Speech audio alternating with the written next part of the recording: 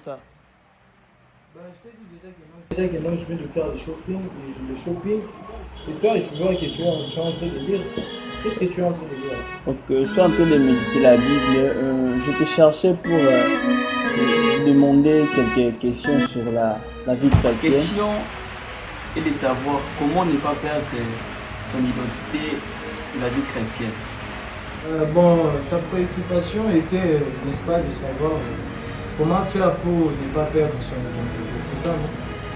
Bon, avant de te parler d'abord de comment faire pour ne pas perdre son identité chrétienne, j'aimerais d'abord te parler de l'attitude d'un chrétien. Quelle est l'attitude qu'un chrétien doit avoir? Un chrétien d'abord, premièrement, il doit être quelqu'un qui médite trop la parole de Dieu. Et deuxièmement, il doit être un homme de prière.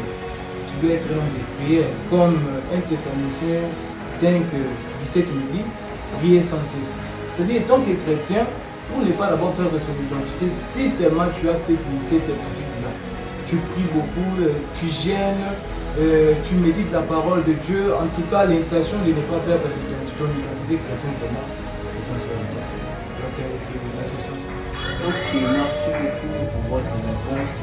Tu m'as dit qu'il faut méditer la parole, il faut prier, il faut gêner.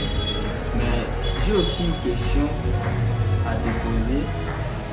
Une question que j'ai besoin vraiment de méditer dans les profondeurs. Mais je n'arrive pas à méditer dans les profondeurs. Qu'est-ce que je dois faire? Savoir, ta deuxième préoccupation est de savoir comment faire pour méditer la parole de Dieu dans la profondeur.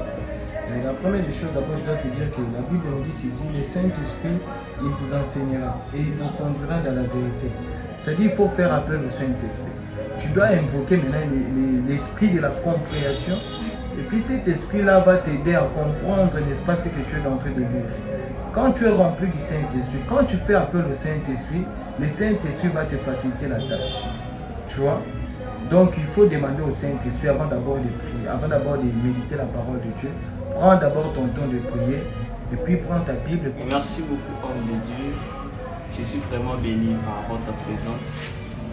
J'ai à comprendre dans la vie chrétienne, pour bien évoluer, il faut méditer la Bible, il faut prier, il faut gêner. En tout cas, c'est ça mon frère, c'est ça. Donc il faut prier, il faut méditer la parole de Dieu, il faut aussi gêner, n'est-ce pas, pour ne pas perdre son identité chrétienne. Donc c'est un peu ça. Moi aussi, je suis très content de te voir parce que ça fait vraiment longtemps. Donc là, maintenant, je vais partir. Je compte continuer à aller faire des shopping.